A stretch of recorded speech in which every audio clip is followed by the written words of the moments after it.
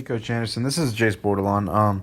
This is my Big Short Chapter 8, The Long Quiet presentation. I really enjoyed this chapter. It mostly is just about Michael Burry and his actual long-term investment, how it came through, his trouble with his son, his investors, and yeah, I'll get into it. So what actually happens in the beginning of the chapter is he's still having a lot of trouble with his investors. Although he was extremely accurate and actually predicted the crisis at hand, which was actually the souring of the mortgage market, the book seems to note that some of this could be due to his poor social skills. So what they're talking about is he actually has a lot of people who lose trust in him and lose faith in him just because he has very poor social skills, his eye, all that thing from the past. Michael's son Nicholas is having trouble in school and is found out to have Asperger's. Burry then decides he must also have the disorder because he shares symptoms. So now he's encountering an actual disorder in his life that he's probably stressed out about. He then gets caught in a tough business dilemma, and that brings us to the issue that he actually faces.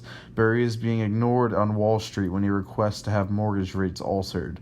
This in turn causes his investors to give up on tons of their investments, although Burry devises a plan. So he decides that if he claims a fraudulent market, then he has an excuse to not let people have their money this instant. People hate this plan and begin slashing his name on Wall Street. Then against all odds, in July of 2007, Burry actually came through and he was correct.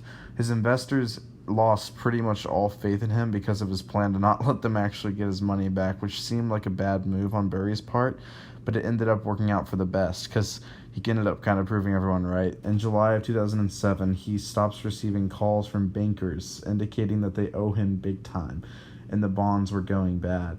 So Burry's short option that he actually placed on the bond market was actually going to be the most profitable thing in the entire market to ever be seen before. A bond, he put a short option, rendered nearly worthless.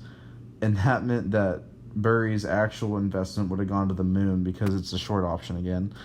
And his investors immediately fell silent. They stopped slashing him. They stopped actually trying to ruin his name on Wall Street, stopped trying to dig down his credibility any worse than it already was. They just kind of shut up. They were like, okay, this guy knows what he's doing. And that's basically how it went for the rest of the chapter. So I have a question for discussion actually about generally the legality of this whole situation. So the book reasons that people on Wall Street were able to get away with such unstable trading. One, because they were the ones who really understood it, and two, because the SEC trusted these big companies and ratings of their mortgages and bonds.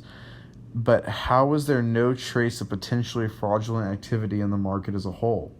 It seems as though many businesses that rely on credit default swaps or unclear adjustable rate mortgages should have been exposed.